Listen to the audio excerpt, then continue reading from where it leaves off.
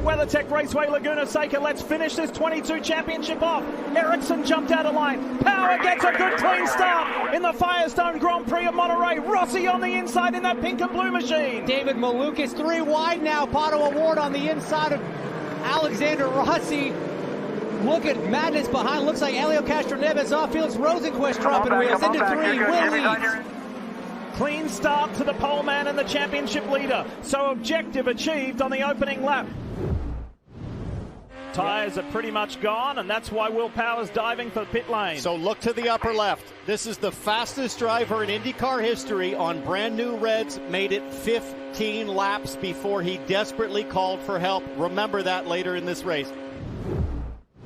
Alex Palou, who just went by Will Power for the lead of this race.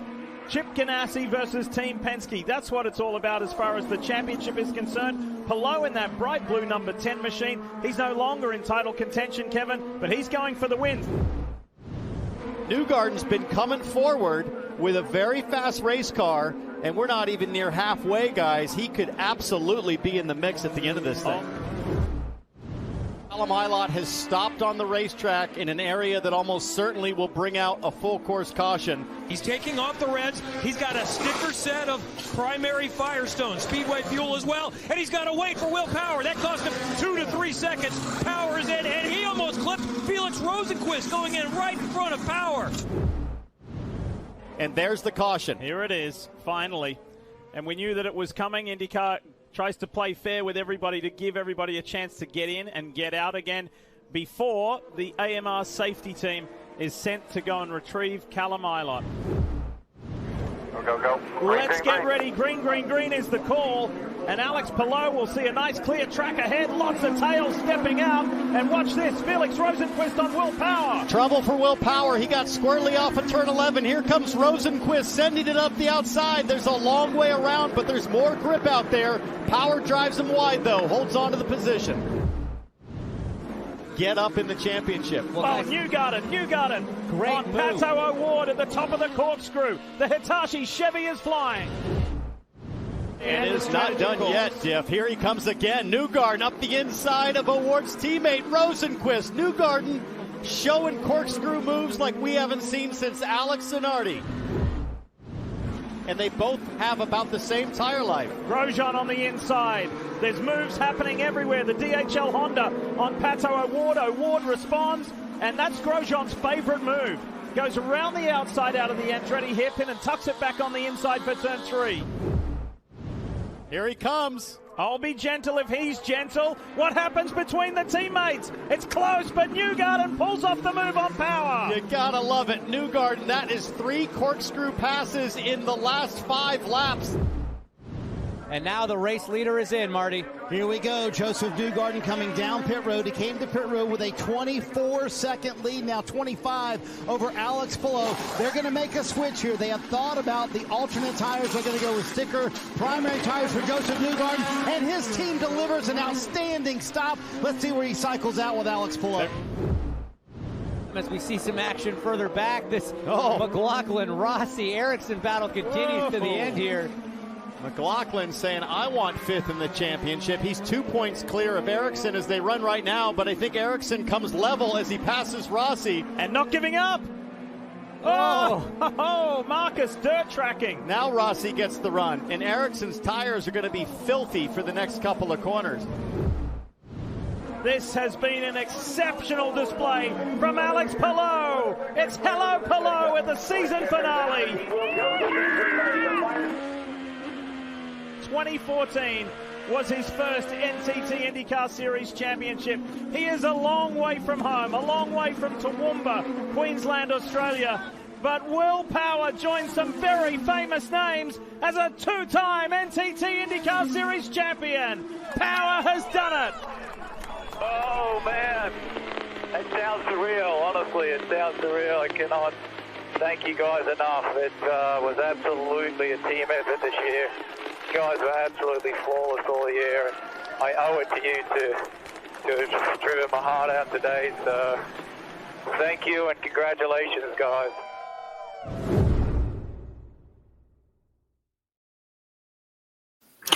And with that, welcome to episode number 16, if you can believe that or not, of the Push to Pass podcast.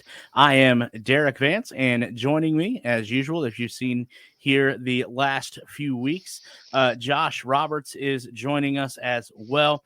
And before we get into not only recapping this Grand Prix of Monterey, congratulations both to the race winner, Alex Palou, and to the series champion, Will Power.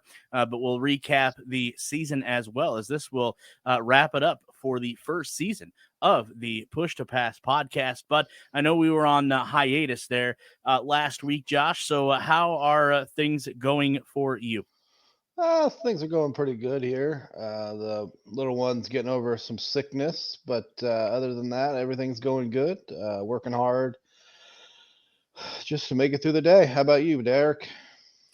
Yeah, absolutely. You are absolutely right there. It's definitely staying busy as always. A lot of things going on here behind the scenes for this show to make it bigger and better. We just had I think we had a productive meeting today, phone interview today. Hopefully, we'll be able to reveal some stuff to the audience there later in the off season. But first and foremost, as we talked about, a couple of weeks ago, we did have the wrap up of the 2022 NTT IndyCar Series, Firestone, the Grand Prix of Monterey. And before we recap this and look at the results and the final point standings, where we've seen Will Power capture his second NTT IndyCar Series, let's talk about this race here a little bit, Josh. First and foremost, we'll talk about this obviously later in the show. But we thought going into this that this could have been Alex Palou's last time behind the wheel of the number 10 NTT data machine for Chip Ganassi Racing. Well, if it was, but be that as it may, we'll talk about this later on. It's not going to be for at least 2023. He made it a remarkable one. But his day obviously was overshadowed by one man, Will Power. The number 12 Verizon 5G Team Penske Chevrolet started from P1, and Will Power from start to finish there. He was the main headliner. As everyone was keeping their eye on him, obviously being number one in points, and to see how he finishes, to see if he does capture that second Astor Cup is what it is here in the NTT IndyCar Series. But the biggest threat he actually had, Josh, all day was actually a teammate there, as we've seen in the opener, the number 2 Hitachi Chevrolet of Joseph Newgarden, who really was his only threat when it come to the points championship. So there was some interesting drama there at the race a few weeks ago. Obviously, it was the highest starting position. If you look back this season for rookie Callum Ilott in the number 77 Juncos Hollander Racing, he ended up starting P2, but his day ended rather unconventionally, as he was hoping as it would, having mechanical failure there. So there wasn't really from the other championship hopefuls. Really, they weren't significant factors in the race. You had Scott McLaughlin, teammate of Will Power, and Joseph Newgarden finishing P6. Indy 500 champion Marcus Ericsson finishing P9, and then Scott Dixon, who we thought was going to maybe pull this from Will Power, finishing back in P12. So Will Power found his way to not winning the race, obviously. That was Alex Palou, as we mentioned there, Josh, but finishing just where Will needed to finish. Again, as we said, to capture that second Astro Cup for him. Before we get to the results of the race here and the final standings and some driver interviews, you want to give a little bit of perspective from your side, how you've seen the race just a few weeks ago? It was an intense race. That track is a very tricky track. If you look at it, a lot of times those curves are actually going downhill. So I mean, you have to take those curves and those banks with precision driving. And I know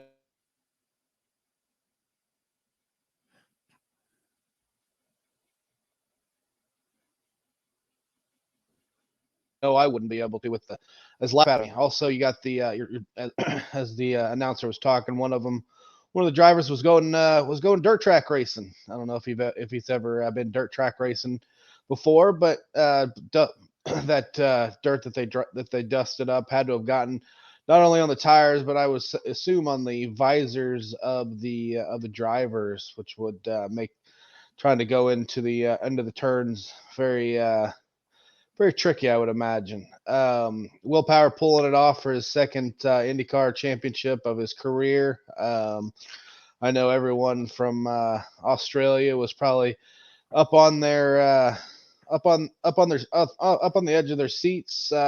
He went in with a pretty comfortable lead with I believe it was 20 points, but Joseph Newgarden raced him really hard. Fitting end of the year for Palou, with all the troubles and all the rumors going on with him, and what's a contract, what's not a contract. For him to go out there and push all that aside and say, you know what, I'm taking this race. This race is mine, and it was a good win. It was a heck of a season for everyone. But looking forward to next season and seeing what all's gonna take transpire next year. Yeah, I think you're absolutely right. Going in, that was one of my jokes. Was what the podium would look like, or what the winner's circle would look like between Alex Palou and Chip Ganassi. Kind of that awkward moment. We may not have gotten that, and we do have some news on Alex Palou for next year. We'll get into here just a little bit, but before we get into to the drivers' interviews after the race a few weeks ago, let's take a look at the standings, the final results from the Grand Prix of Monterey out there in Monterey, California at the WeatherTech Laguna Seca. As we said, you had race winner Alex Palou. Then it was Joseph Newgarden, Will Power, Felix Rosenquist. We had news on him as well for 2023. Christian Lundgaard, Scott McLaughlin, Roman Grosjean, Pato Award, Marcus Ericsson, rather, and Alexander Rossi, remember, driving his last race for Andretti Autosport. Checking in at number 11, Colton Herta. A lot in the air about him for next year as well. Scott Dixon, David Malukas, Rinus VK, Devlin DeFrancesca, Jimmy Johnson, Simon Pagenaud, Graham Rahal, Elio Castroneves, and Jack Harvey round out the top 20.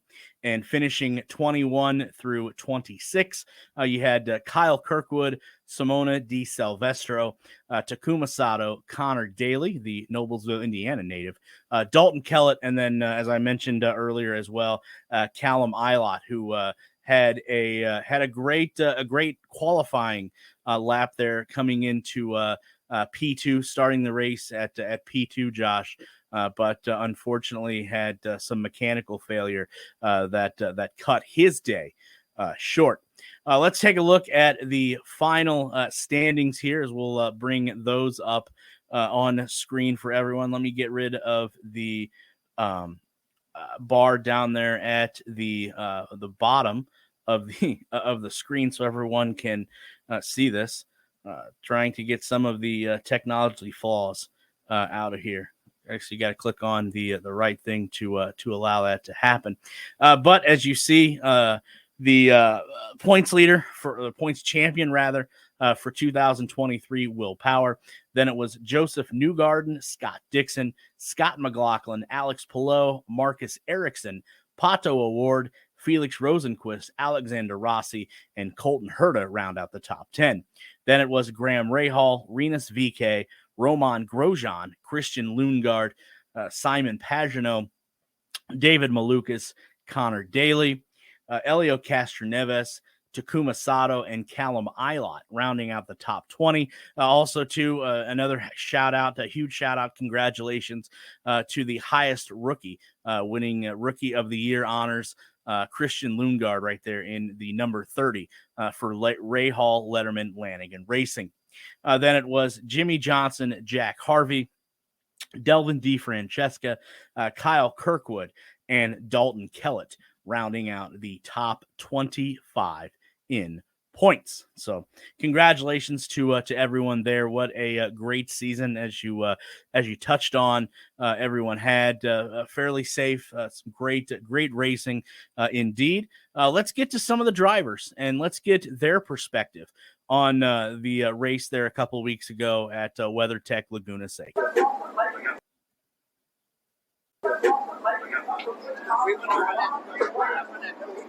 All right, we just finished up the race here, and man, what a race it was with tire deg. We really struggled. Car just wasn't really feeling it, which kind of sucks because at warm-up we were doing really good, and both on the alternates and the primaries we really just struggled.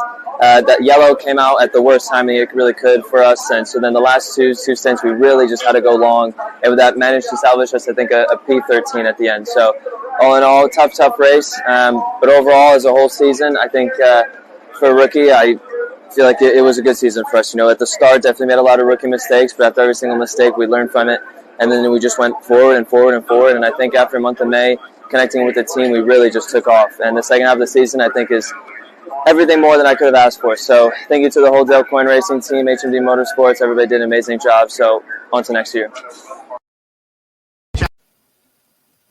Challenges we had. Yeah, we had a good start. Unfortunately, we got knocked off the racetrack by Ericsson. Cost us a lot of position from there. It was very difficult to come back, obviously. So that's a bit of a shame. But overall, you got to look at the whole season. We do have a lot of work to do over the winter to keep improving and keep making the car better.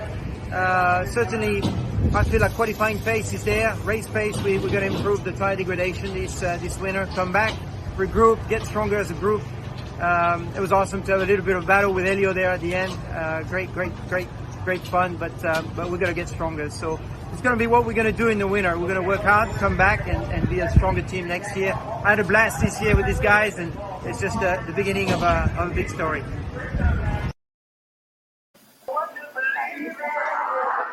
Well, the final race of the season, there was a long race, really. I made a pretty good start, and but strategy-wise, today was a mixture of multiple stops. Obviously, Palau, the winner, was 3 stops and there was unbelievable pace, but most of the people had to go to the 4th stop due to the tyres. And we stick on the 3 stops, and then we just didn't quite have a pace. Plus, I had a little tangle with other cars, and already been damaged on the thumb for second half of the season, but now it's officially broken, so it's not a good day. But I tried hanging on, but thank you very much for all your support, the fans, and 51 boys and the entire Derik Racing with Rick Way Racing. It was a privilege to have a great season with them, and shame that we didn't have a good season finish today, but still, it was a great fun, and had a really proud of part of the team. So thank you very much for all your support. Yeah, huge thank you to all those drivers, Josh, for allowing us to interview them after the race a couple weeks ago. I want to bring one more thing to the audience. If they haven't listened yet, we do have one more video before we get to our news and we get on out of here for season 1. But we do have some audio and video from Will Power, his drive during the race, and then we got not only video from that, but we have radio audio from him and his crew chief during the race, and then after the race, congratulating him on winning his second NTT IndyCar Series championship. So let's go to that. Will, field is fairly paired up here. Get ready. Red one. Clear by 2.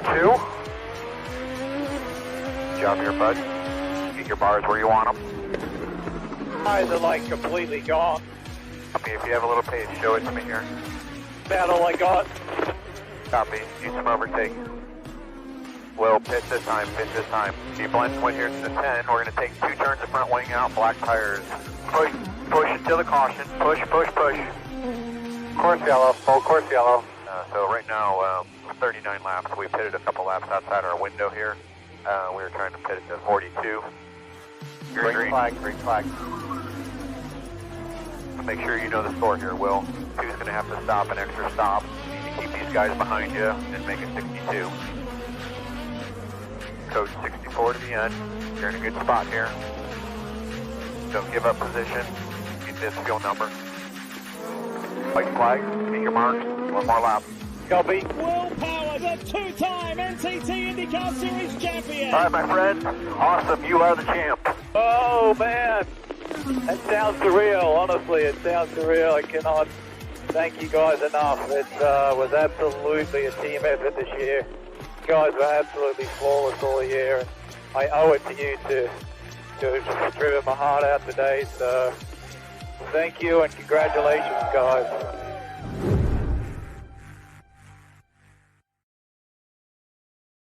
Yeah, absolutely. Congratulations to Will Power.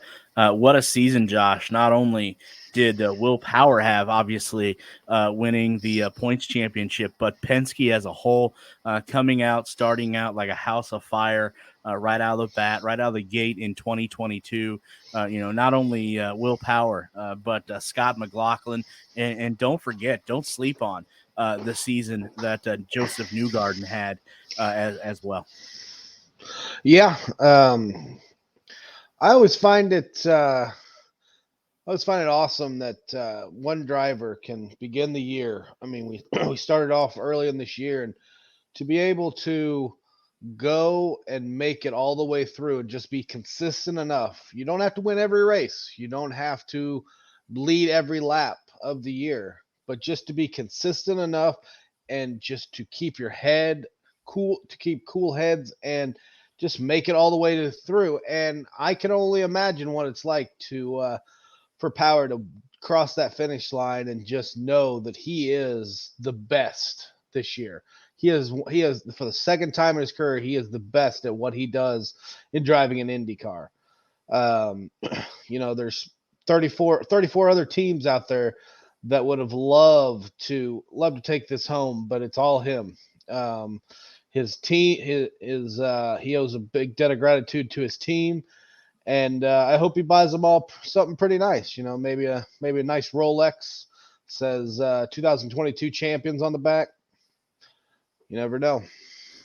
Yeah, they definitely deserve his whole team there at Team Penske, his pit crew. I think you're absolutely right. They definitely deserve a reward of some sort, and I'm sure will treat that to them. Just running through, if you didn't, I know you were a late bloomer here on this podcast, but we started out at St. Pete this year. We'll run through the race winners here before we get to the news and notes, and then we get on out of here.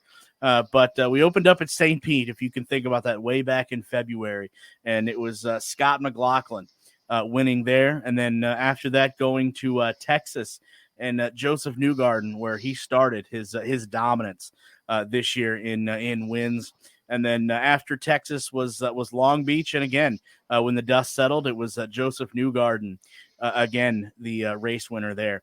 And then Alabama, it was Birmingham, Alabama, where Pato O'Ward was able to score his first win of the season.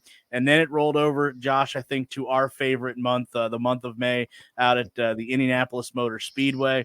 We had the Grand Prix, first race out there in the beginning of May, and it was Colton Herta in the rain. Ended up taking home the title there.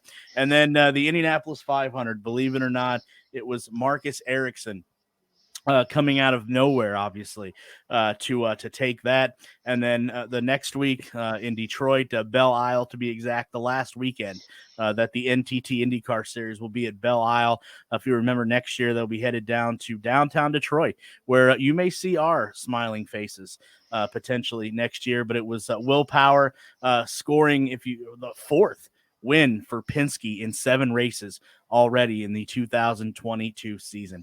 And then after Detroit, we went to Road America. And again, it was that familiar name, Joseph Newgarden, scoring Penske's 5th win in just 8 races, if you can believe that or not.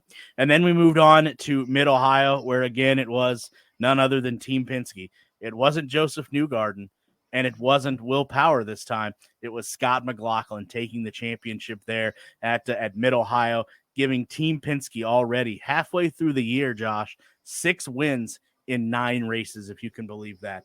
And then it was on to Toronto.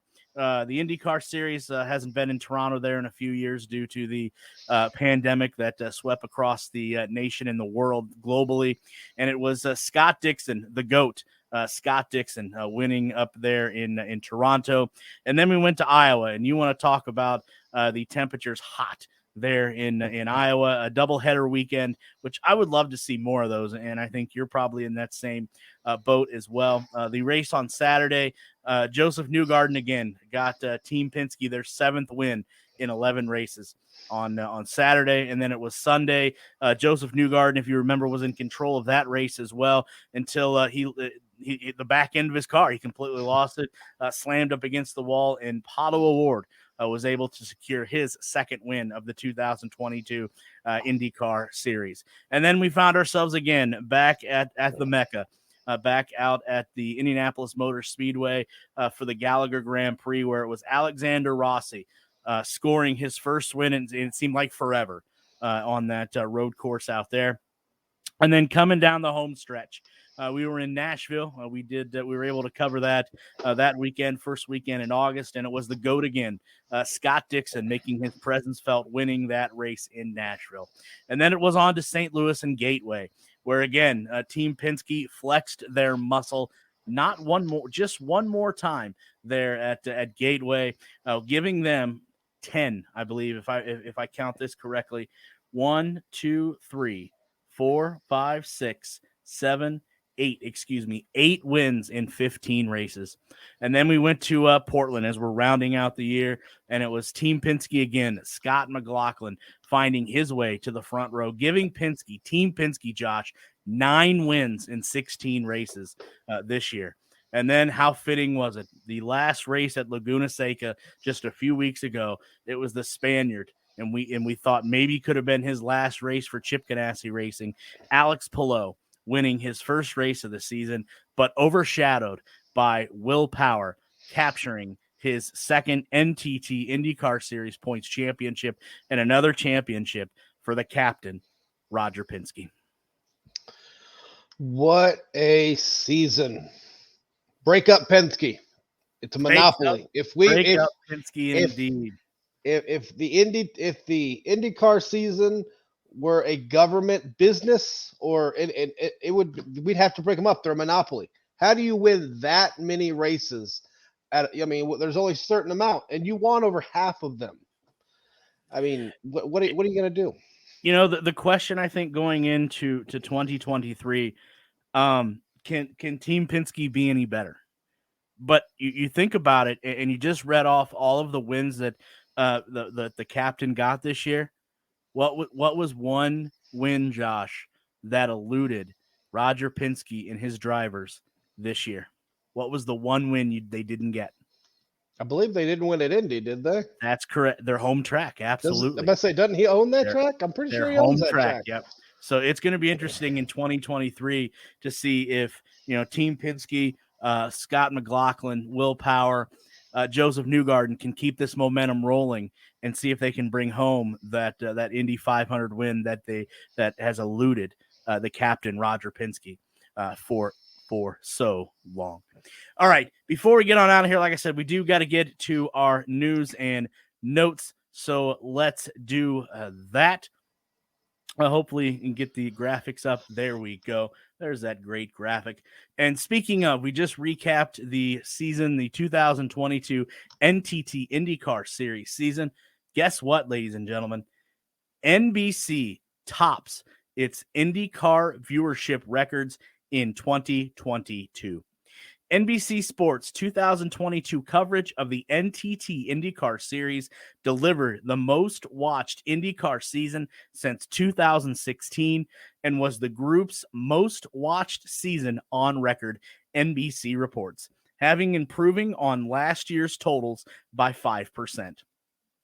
The 2022 season averaged a total audience delivery, including streaming viewers on Peacock, of 1.3 million viewers across NBC, USA Network, Peacock, and NBC Sports digital platforms, up from 1.24 million in 2021. The total audience delivery is based on data from the Nielsen and Adobe Analytics. Half of the season's 16 races on television delivered a thad of more than 1 million viewers, the highest mark since 2008. The season opener at St. Petersburg on February 27th was the most watched season opener in 11 years, with a thad of 1.44 million viewers, and the most watched non-Indianapolis 500 IndyCar race in 11 years. Another highlight was April's most watched edition of the Grand Prix of Long Beach in NBC Sports history since 2009, with a thad of 1.08 million viewers. Josh, what do you think of that? Wow. To think that they have been able to grow IndyCar over the years is I was skeptical. I didn't think that NBC was going to put their full weight of their their networks and their affiliate networks behind them, but they did. They did, and they are being rewarded by the IndyCar fans with viewerships. I feel like it's going to grow from here. Hopefully, IndyCar and NBC can get out there during the winter and market their drivers a little bit better than they have. Not saying they haven't done good, but I think that they can get out there, get them on the talk shows, get them well known. Everyone knows who. Everyone knows the old timers. Everyone knows Helio, who's won several times at the 500. But they should get out there, make Joseph Newgarden a household name.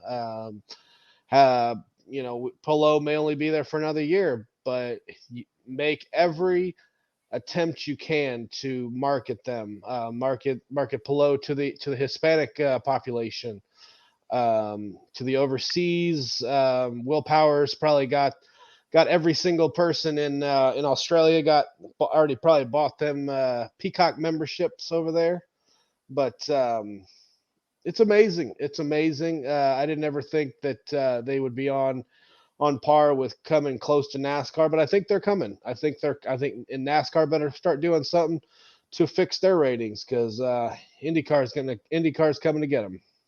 And it's interesting that we talk about viewership, and I think this is one of the main topics that we've talked about. I know on here, me and you, and obviously Mike from Bet IndyCar, Burnout Sport Bets, or Burnout Bets, Burnout Sports, is getting more viewership, and I think those numbers there, obviously the numbers and the data doesn't lie, and I can only imagine what 2023 is going to bring if 2022 brought in viewership like that. You mentioned Alex Palou. We did get some news last week. Not only Alex Palou, but Felix Rosenqvist are going to be staying with their respective teams when it comes to 2023. It seems if cooler heads have prevailed in the ongoing saga surrounding Alex Palou and where he will drive next year has come to an end. Quote, Alex Palou will remain in the number 10 car for Chip Ganassi Racing for the 2023 IndyCar season, his team has confirmed. The agreement affords him the opportunity, which he's already taken advantage of, by the way, to test in cars separate racing series, provided that it does not directly conflict with his IndyCar commitments. As always, we will support Alex as he seeks a second series championship with the team. Along with that, coming from Chip Ganassi Racing, the Spaniard, Alex Palou, added to the confirmation via his social media account as well. Quote, "I'm excited to announce that Chip Ganassi Racing and I have come to an agreement, and I'll be back in the number 10 car next season. Looking forward to a big 2023. The news brings an end to the standoff, if you remember correctly, that began on July 12th, when Chip Ganassi Racing followed soon after McLaren Racing, which we have some news coming up along that racing team as well, announced that they had Palou under contract for 2023. Palou as well took to social media that same day to make critical comments towards Chip Ganassi Racing while expressing his desire to leave for McLaren. Also, in a related move, speaking of McLaren, they have triggered its option for Felix Rosenqvist, who will remain in the number 7 Arrow McLaren SP Chevrolet that McLaren CEO Zach Brown, not to get confused with Zach Brown from the Zach Brown Band, had reserved for Palou. Quote, "I'm delighted that Felix will again be racing with Arrow McLaren SP through 2023, said Brown. He had a strong 2022 season, and I look forward to seeing what he, Alexander Rossi, if you remember, and Pato O'Ward can do when they join forces in the Papaya Orange." Josh, anything you want to add to this news here with Alex Palou staying in that number 10 car for 2023, and Felix Rosenqvist, as we all hoped, staying in that orange Papaya number 7 Arrow McLaren Chevrolet for 2023 as well? Well, I was glad to hear that Chip and Palou were able to sit down and hash out their differences. I'm sure it was just a big misunderstanding. I guess I should say it was a huge misunderstanding earlier in the year. And I'm glad that Alex will be back next year, whether it be just for the 1 year, and then he'll switch over to McLaren whenever his contract's up, and probably head overseas and race in the F1. But I'm glad they were able to put their differences aside and act like men, and work out for both of them. Also,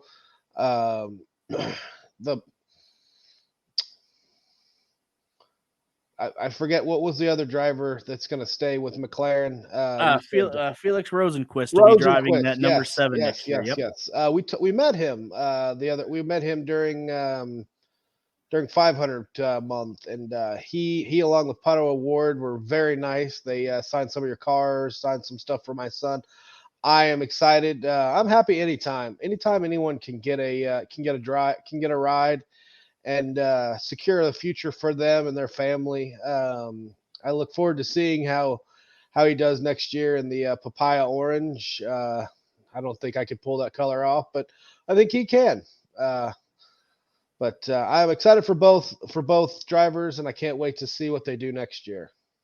Yeah, I'm definitely, Josh, in the same boat. I think we both spoke I think loudly and strongly about first Alex Palou. I think we both knew, having a sports background and well, we thought we knew how contracts worked, that Alex, he was in a tough spot. And signing that contract with Chip Ganassi, we figured that cooler heads would end up prevailing, and Alex would have to obviously stick out that remaining year, that remaining option that Chip Ganassi had on that contract that he and Alex both signed. So I think we kind of knew what the outcome of that was going to be. And then when it comes to Felix Rosenqvist, I thought, Josh, obviously meeting him and Pato, as you mentioned, two great guys, better human beings. But I thought Felix, he drove his ass off for that number 7 team towards the second half of the year. And I thought, and I didn't say this publicly, I don't believe, but I thought he earned the right to come back in 2023. You know, if Zach Brown is saving that seat for Alex Palou, and only Zach Brown knows that, you know, that's fine. If that's his intentions, obviously he can do that. He owns the team. But for the foreseeable future, for at least 2023, I thought Felix Rosenqvist did enough. You know, he did get some bad racing luck, and you know, that's out of his control. But I thought he did enough, Josh, to secure that seat for at least 2023. Oh, I totally agree. He drove his butt off, and you sometimes you drive the car a little too much, and it just the equipment just gives way. But I think he deserves to drive next year, and I see big things coming up for him. He's a young driver. Him and Pato, they complement each other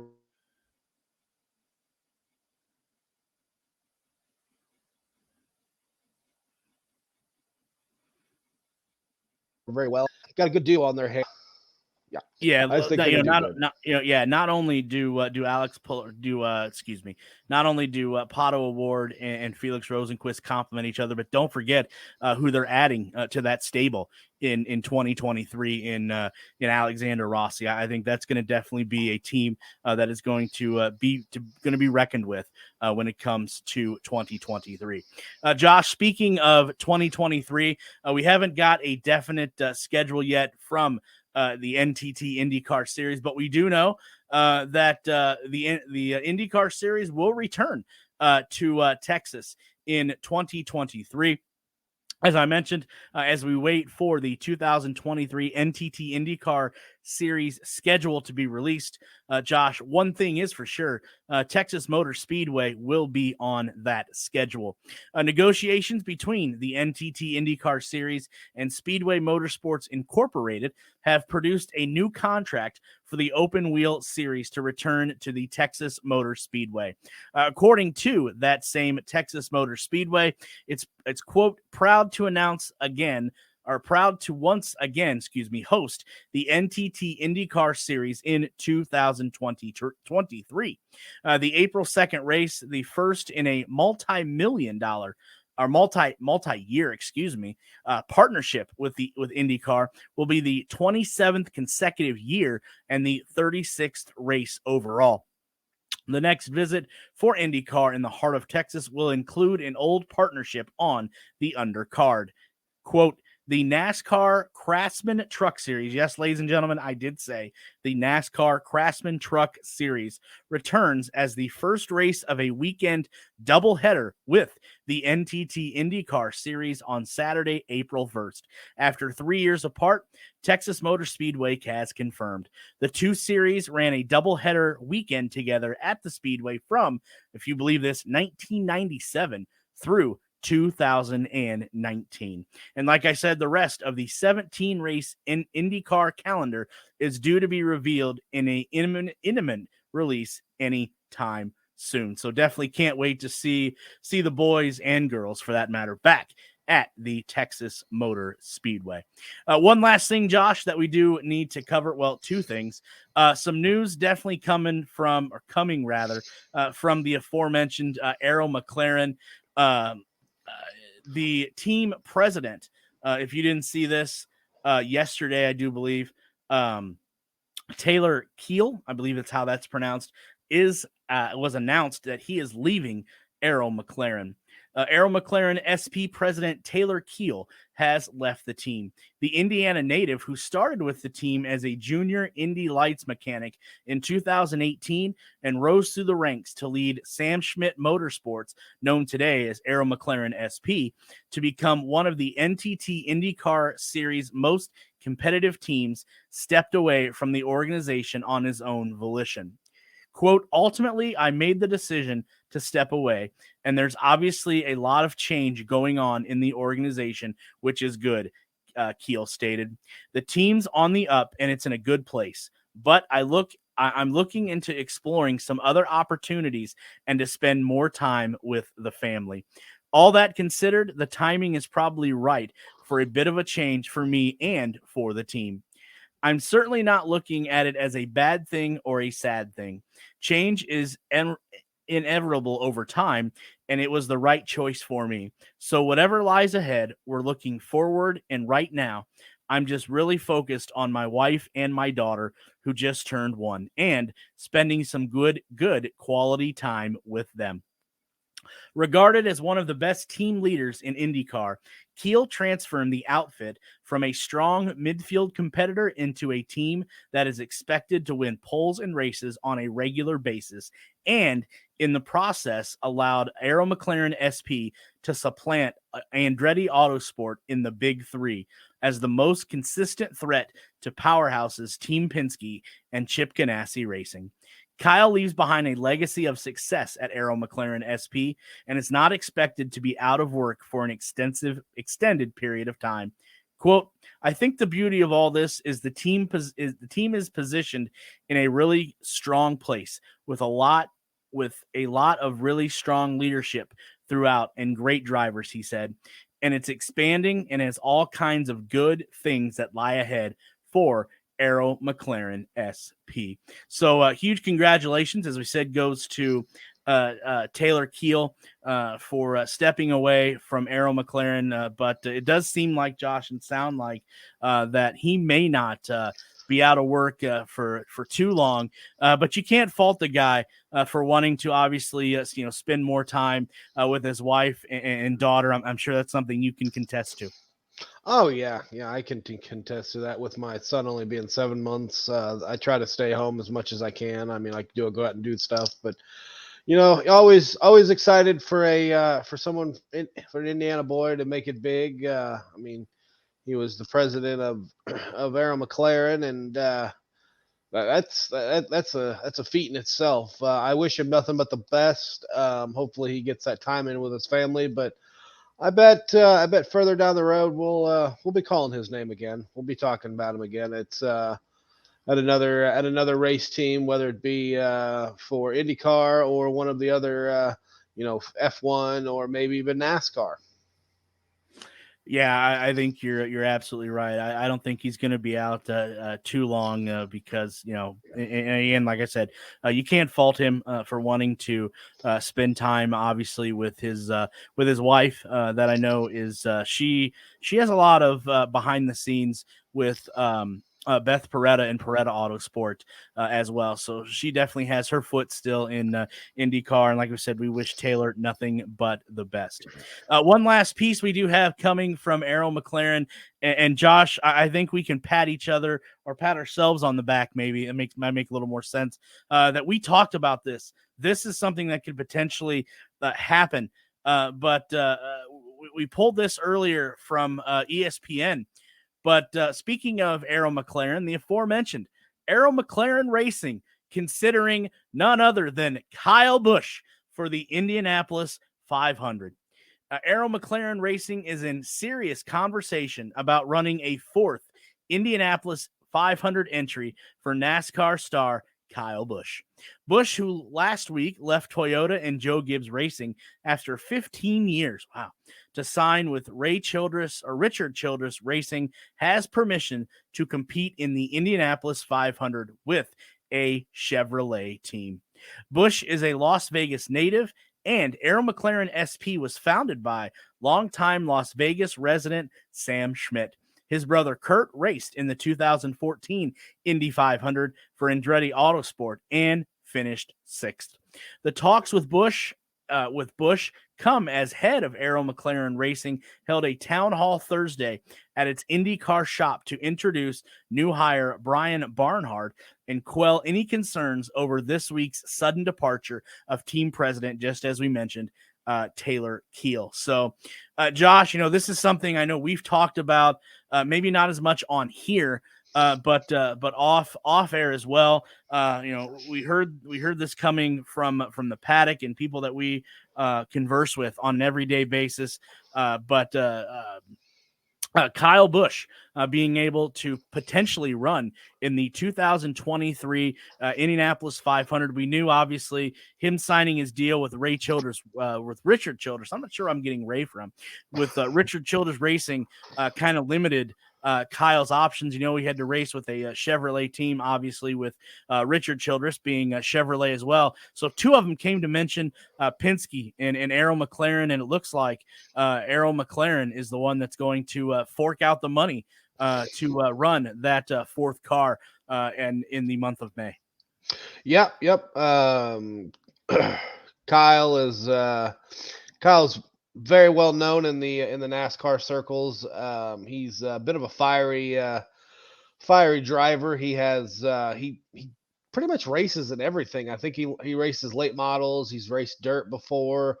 He's raced. Don't forget trucks as well. Trucks, Xfinity. There's been several times where he's ran a truck, an Xfinity car, and a Cup car all in the same weekend. That he's a very talented driver. He can you give him anything that has an engine, two pedals, and and gasoline, and I think he can win you a race. Him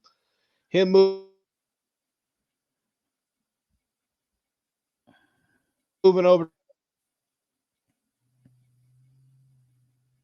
to RCR, both the 500, and then head down to Charlotte Motor Speedway where they do the I can't remember if it's a Coca-Cola 600 right now or not. I can't remember if they have a new sponsor, but that's one heck of an announcement McLaren has made that they're willing to give him a shot of possibly running in the 500 along. I think he would be him, Kurt Busch, Tony Stewart's tried to do the 1,100 mile marathon. I'm not sure any of the other ones. I don't think Jeff Gordon ever did it, but that would be a feat in itself, being in a car for that long. But I tell you, if he makes it into the field this May, if this drive does come to fruition and he makes it into the field, all those other drivers better watch out, because I know you can't trade paint too much with these Indy cars, but he doesn't mind sticking his nose in there and trying to win races however way he can. Yep, there have only been, Josh, 4 drivers to complete rather this feat. Tony Stewart, as you mentioned, Kurt Busch, Robbie Gordon, John Andretti were the other two to do this. So definitely going to be interesting to see if this is what Kyle Busch decides to do. And you think about this real quick before we get on out of here. You know, we talked about IndyCar needing to get more eyes in 2023. How do you not get more eyes than Kyle Busch at the Indianapolis 500 or at the Indianapolis Motor Speedway during the month of May? Oh, that's gonna bring a lot of eyeballs, a lot of reporters coming out doing stories.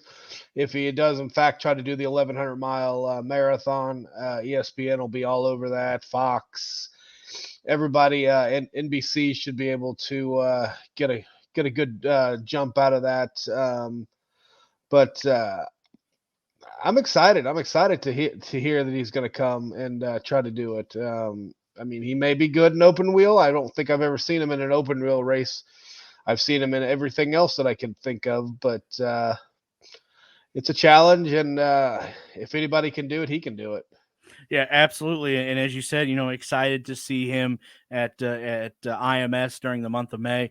Josh, can February get here any sooner for St. Pete? But before we get on out of here, we have one last video as we to drive us home here, to get across the finish line. It is a season wrap-up, season highlights of this 2022 NTT IndyCar series. But before we get to that, Josh, anything else you want to tell the audience here before we cross the finish line and take the checkered flag? I've enjoyed my time. I know I've only done three of the 16 shows that you've been doing. I'm happy to see that you're growing this podcast even bigger, and hopefully maybe some special announcement can be made later on this coming winter. But I'm excited. I've never, like I said at the beginning of this, I've never been an IndyCar fan, but just the way that you talk about it with such passion, and that has gotten me into it.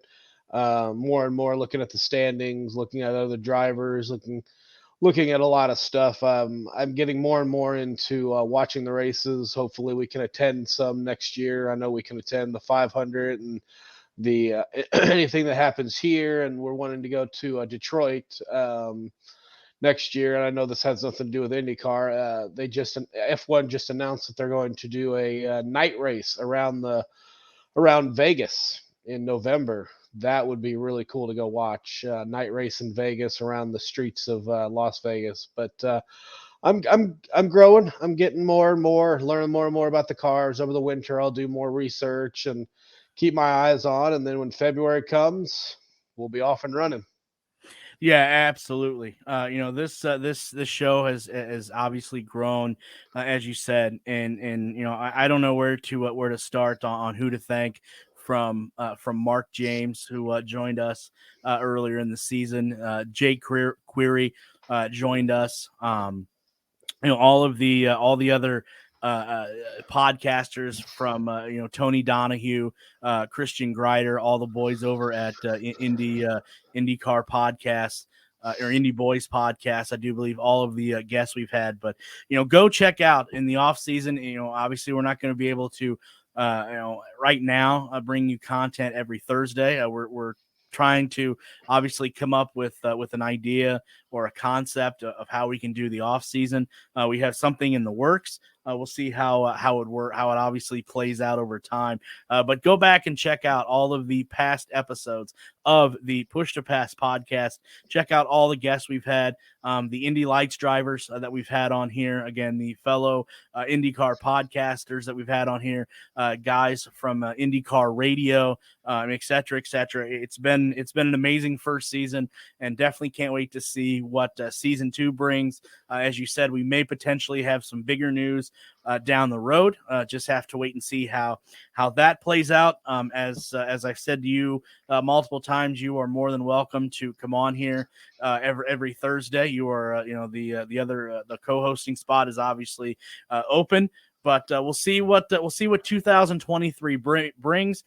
Can't wait to get to St. Pete in February and get the 2023 IndyCar season kicked off. So before we close everything out, again, huge thank you to everyone that has made this possible. Like I said, from Mark Janes to Tony Donahue, Jake Query, all of the IndyCar Lights drivers that have been on, all of the fellow podcasters that have been on.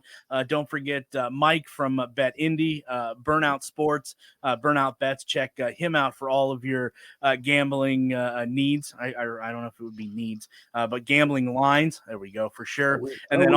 We need gambling. We need gambling. Yes, makes it fun. Gambling lines, not needs. That sounds like an addiction, but gambling lines. And then again, huge thank you to Josh for joining us. The short time that he has been here, I think he's going to be sticking around and growing with this show as well. So for Derik Vance and Josh Roberts, this has been the Push to Pass podcast. We will be back here sporadically. Just keep track of Facebook, keep track of Twitter. As let me get that scrolling down there on the bottom for everyone.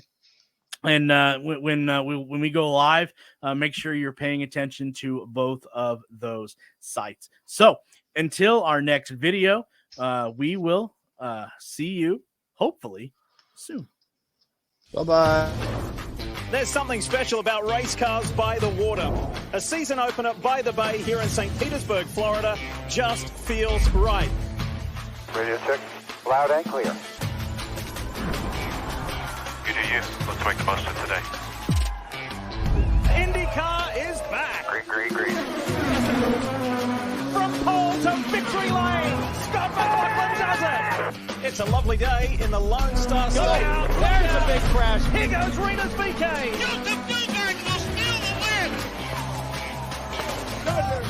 Pagano is in the garden. Power to Grosjean, second place. And the Penske party continues. Long Beach, guys. It's been a while. Thank you. The one and only Barber Motorsports Park. What a move from Pato Award. Oh, Grosjean hits him twice. The Ninja is back. Let's get things going here at the Indianapolis Motor Speedway. Belows in the grass. Kirkwood backwards. Oh, look out. Nice save. Sideways. Colton Herter wins the GMR Grand Prix. It's the largest gathering in sports in America in 3 years. It's the 106th edition of the Indianapolis 500. This is and always will be the greatest spectacle in racing. Drivers, start your engine. It's the Hunger Games at Indy. 4 to 5 wide mid-pass. Oh, Dixon locks up. Is that going to be a pit speed violation? Are you serious? Ericsson to the inside. Johnson in Whoa. the wall. Red flag. Great restart, Ericsson. Here comes Pato. Ericsson won't let it happen. Coming to the checkers. Marcus Ericsson wins the Indianapolis 500. One final time on beautiful Belle Isle. This is when it's going to test drivers and team strength and perseverance. You got to really dig down and leave here with maximum points through this summer stretch. Rossi making these charges. We talked about this down there. Happy fast Rossi today.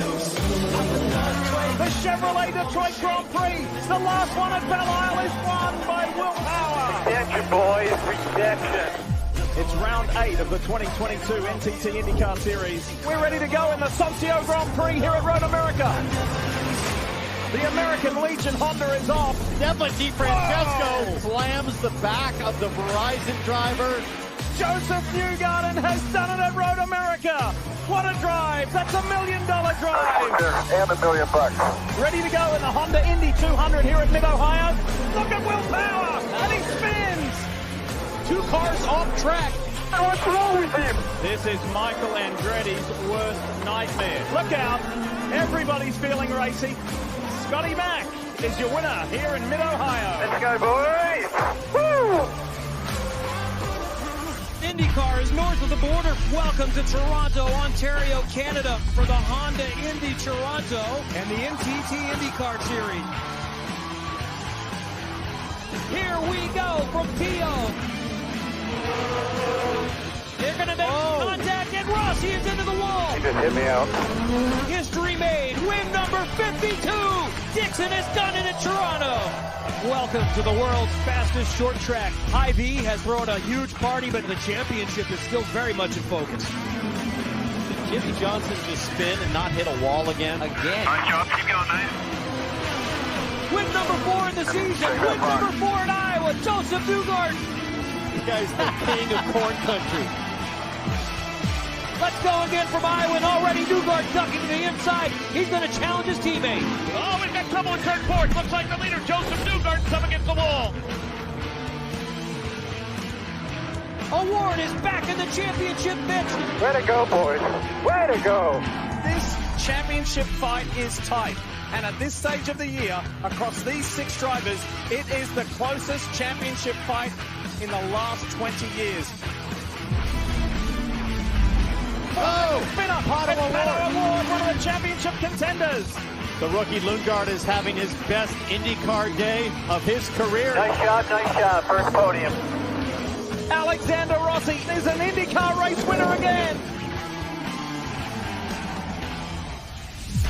This place knows how to put on a show, and a big show is coming. We're ready to go racing here in the Music City.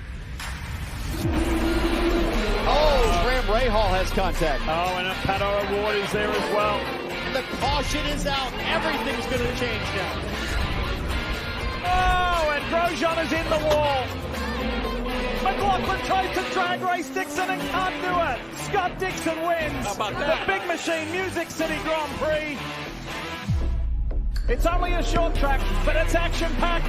Felix Rosenquist is already up 13 spots. Look at Pato Award around the outside for the lead. What a move. Change of the lead at the front between the teammates. Malukas to second. Unbelievable move from David Malukas. Joseph Newgarden wins back-to-back years at Worldwide Technology Raceway. 2 races to go. Let's go. Big move from Pato O'Ward. He hits Will Power. 16th to 3rd. The 6-time champion is not done with yet. Scott McLaughlin wins the Grand Prix of Portland. 33 to the moon. Let's go. It is championship day, and here in California, it could not be a more picturesque setting to crown a champion. Let's finish this 22 championship off. Clean start to the pole man and the championship leader. What a move by Joseph Newgarden. Joseph Newgarden's title hopes are not over yet. It's hello at the season finale. Will Power as a 2-time NTT IndyCar Series champion. All right, my friend, you are the champ. Oh, man. Thank you and congratulations, guys.